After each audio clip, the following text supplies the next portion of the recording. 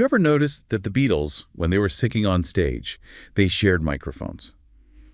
Like George would directly face Paul, Paul would look right at George, and they'd sing into one mic. Yeah. Why do you think that was? Because it looked dramatic? Well, yes, it looked cool, but they did the same thing when they were recording in the studio. Right. It was just how they had to work back then. You know, that image is just completely burned into our cultural consciousness. When you picture the band, you picture that exact pose. You absolutely do. It's iconic. It basically began as a total accident, just born out of primitive technology and sheer desperation. Oh, absolutely. To really grasp this, you have to completely erase how you think about music production today, and we need to travel back to the early 1960s. Right, so let's set the scene. We are at Abbey Road Studios in 1963 with producer George Martin. Yeah, and he is working with these incredibly primitive 2-track tape machines at first. Which is just wild to think about now. It is. I mean, they eventually upgraded to 4-track machines, which felt like a massive technological leap back then, like trading a unicycle for a sports car. But tracks were still precious real estate. Right, because you could not just isolate a vocal harmony on its own channel and then, like, fix it in the mix later. No, absolutely not. You had multiple humans physically blending their voices in real space directly into one microphone capsule. Which brings me to this amazing photograph from the studio that we're looking at. John Lennon and Paul McCartney are leaning into this single, huge, blocky microphone. It's such a great shot. It is. They're wearing these bulky headphones. They're reading off the exact same piece of sheet music. It's a very intimate setup. But think about the pressure of that moment. Oh, the pressure would be terrifying. Right. If Paul McCartney was slightly flat on a single note, that mistake was just carved into vinyl forever. Yeah, there was zero safety net. None. It sounds like trying to bake a complex cake, but you have to throw the flour, the sugar, and the eggs into the oven at the exact same millisecond. That's a good way to put it. But wait, why not just record John Lennon, then Paul McCartney, then George Harrison, one at a time, just to be safe? Why risk the whole take? Well, because every single channel had to earn its keep. Let's look at a 4-track tape. You had Ringo Starr's drums taking up track 1. Okay, that makes sense. Then Paul McCartney's bass on track 2, George Harrison's lead guitar on 3, and John Lennon's rhythm guitar on 4. So wait, where do the vocals go? You're completely out of lanes on the highway. Exactly. So they had to use a technique called bouncing tracks. Oh, bouncing tracks. Is that like copying those first 4 tracks onto one track on a second machine? You nailed it. They mixed all those recorded instruments live into a single lane on a second tape machine to free up 3 empty tracks. Oh, wow. But tape has hiss, so bouncing degrades the audio quality every single time you do it. You couldn't just do it forever. Ah, so pointing multiple singers at one mic was just pure engineering pragmatism. They literally did not have the physical tape space to give everyone a mic. Right. But in the studio, that was just about track limitations. By 1964, when they took that music on the road, the problem wasn't tape tracks, it was sheer volume and absolute chaos. Oh, yeah. The concert PA systems back then were basically airport terminal equipment. A massive sports stadium might give the entire band maybe 2 or 3 mic inputs total for the whole show. And there were 0 stage monitors. Earphones or those wedge speakers pointing back at the artists, those just did not exist yet. Plus, the screaming fans were louder than jet engines. We're talking over 110 decibels. The band literally could not hear a single note they were playing on their instruments. Which makes those live concert photos so crazy to look at. Definitely. I mean, in one shot, you see Paul McCartney and John Lennon crammed onto one mic, sharing this tiny physical space, while George Harrison sings into his own mic off to the side. Yeah. And then there's another striking picture where George, John, and Paul are all tightly clustered around one single stage microphone. Trying to execute incredibly complex 3-part harmonies in a stadium. Right. Which sounds like trying to hold a whispered conversation in a Category 5 hurricane. If you cannot hear yourself, wouldn't putting your ear right next to another guy's mouth just confuse you even more? You would think so, but it was actually their absolute only survival mechanism. It all comes down to acoustic physics. Wait, really? How so? Standing close enough to hear the raw, unamplified sound of each other's voices was the only way to stay in key. Yeah, when you are inches apart, you feel the microtonal shifts in the other person's voice through bone conduction and the physical vibration of the air. Oh, so they were pitch correcting themselves in real time just by feeling the sound in the air between them. Precisely. They formed a tight acoustic circle to just shut out the stadium. If they stepped away from that shared mic, they were flying completely blind. So it wasn't about hearing monitors, it was about hearing actual vocal cords. Exactly. But wait, technology improved, right?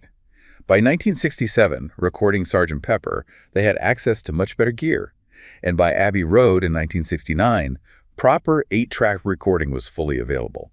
The physical necessity to share a mic was totally gone. But they kept doing it anyway. Yes. That is the turning point of this whole story. If they had isolated tracks available, why stay huddled together cheek to cheek? Because over all those years of struggling, they discovered what actually happens physically when multiple voices hit a single microphone capsule. It creates natural compression. Okay, natural compression sounds a bit like studio jargon. What does that actually mean at the microphone? Think of the microphone's capsule like a highly sensitive eardrum. When multiple voices hit it at the same time, the louder voice actually pushes slightly against the quieter one in the physical air before the sound ever turns into an electrical signal. Oh, so their breath and airflow literally interact in the air, Mm-hmm. like trying to fit through a narrow doorway at the exact same time. If John Lennon pushes harder, Paul McCartney has to squeeze a little tighter to fit the mic's pickup pattern. That is an excellent way to picture it. The sound waves blend in physical space, creating a unified texture that sounds like a single organism. Which completely reframes modern music for me. Yeah. It is like making a smoothie versus a fruit salad. Wait, no, I have that totally backward. Yeah, modern mixing is the fruit salad. Right. Separate fruits on a plate where everyone gets their own track. But the shared mic is the smoothie. It's an inseparable organic blend. Exactly. And there is a vital emotional component, too. On the track, Babies in Black, if you listen closely, you can actually hear them smiling and reacting to each other in real time. Just because they're 3 inches apart. Yes. Modern studio technology still cannot manufacture that physical attentiveness and synchronized breath. Chemistry demands proximity. It is basically magic. Right. But, we have to look at the broader context. They did not just invent this entire technique out of thin air. They were building on a very rich musical history. Oh, absolutely. The direct blueprint for them was the Everly Brothers. Don and Phil Everly essentially built their entire legendary sound around sharing a single microphone to achieve that familial blend. Like on songs like All I Have to Do Is Dream or Kathy's Clown, it literally sounds like one human singing 2 notes at once. And John Lennon completely worshipped them. But you can trace it back even further. Doo-wop groups like the Ink Spots and the Platters established this grammar decades earlier. Barbershop quartets had been doing it for a century. Even bluegrass artists would just step forward to the large mic for a solo and physically step backward to blend in. No engineer required. So let me push back a bit then. If they were just adopting these established techniques, were the Beatles just really great mimics? I wouldn't call them mimics. They were more like sponges. They've absorbed these old tricks, sure, but they injected them with a raw naturalness and a driving modern energy. Right, like when they recorded This Boy in 1963. Yeah, they were executing an old tradition with unprecedented sophistication and totally making it their own. And once they made it iconic on global television, it became the gold standard. The shared mic became a massive visual statement for almost every generation that followed. It became a symbol. The Beach Boys and the Bee Gees used it for those massive cathedral-like harmonies. But it wasn't just about sounding pretty. For The Clash, with Joe Strummer and Mick Jones, it was pure punk attitude and solidarity. A second mic stand would have completely ruined that united front. Or look at Oasis in the 90s.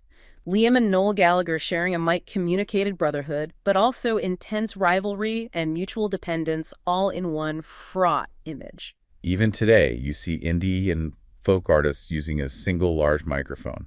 But there's a real irony there. They have pristine million-dollar digital sports cars in the driveway, but they voluntarily choose to ride rusty acoustic bicycles. Why artificially limit yourself? Because in an era of mathematical auto-tuned perfection, pointing 2 people at one mic is a profound act of rebellion.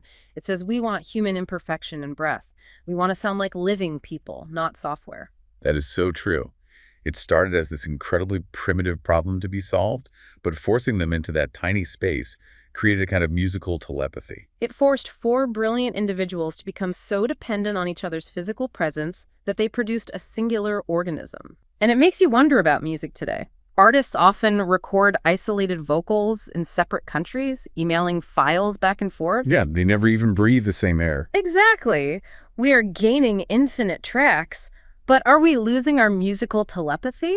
Oh, by the way, everyone, check out our new book. The title is Beatles Rewind, of course, and it's for sale on Amazon. And believe it or not, the ebook is free.